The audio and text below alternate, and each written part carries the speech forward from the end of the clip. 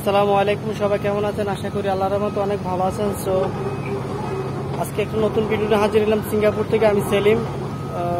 এখন যারা আনস্কেলে সিঙ্গাপুরে আসতেছেন বা ভাবতেছেন আসার জন্য, আমি মনে করি আনস্কেলে আসার আগে আপনি সেন্টারে আগে যোগাযোগ করাটা সবচেয়ে ভালো হবে।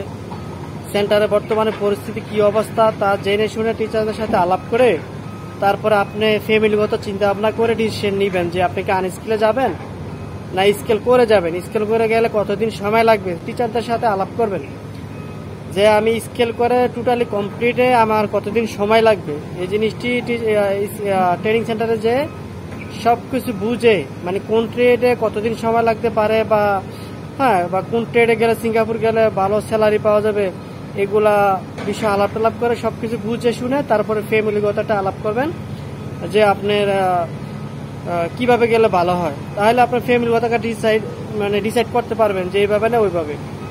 এখন আপনি আনস্কিলে আসার পরে যদি ফ্যামিলিতে জানান যে বাবা বা আম্মু আমার তো স্কেলে আসলেই ভালো ছিল, এখন তো একটা ফেরা, আমি আনস্কেলে আসার পরে এখন যদি আমার 1 বছরের পারমিট করাইছে বা 2 বছর করাইছে, আমার তো 1 বছর 2 বছর পাঠাই দিবে, স্কেল নাকি করাবে না কোম্পানি, তখন একটা মাঝে টেনশন থাকে, ঠিক না?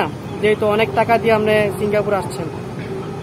এই কারণে ফ্যামিলিগত যদি পরামর্শ নিয়ে বুঝে শুনে আসেন, তাহলে যদি এরকম সমস্যার মধ্যে পড়েন তাহলে ফ্যামিলি বলবো যে এটা আমরা ডিসিশন নিয়ে ভুল করছি, হয়তো আমরা ভাবছি আনস্কেলে গেলে ভালো হবে, তখন তারা মানে একটা প্রেশার কম নিবে যে বা তো আপনাকেও কম দিবে যে না বাবা আমরা তো সবাই পরামর্শ করছিলাম, এটা ভালো মনে করছি, তার কপালে যেটা আছে এটাই হবে।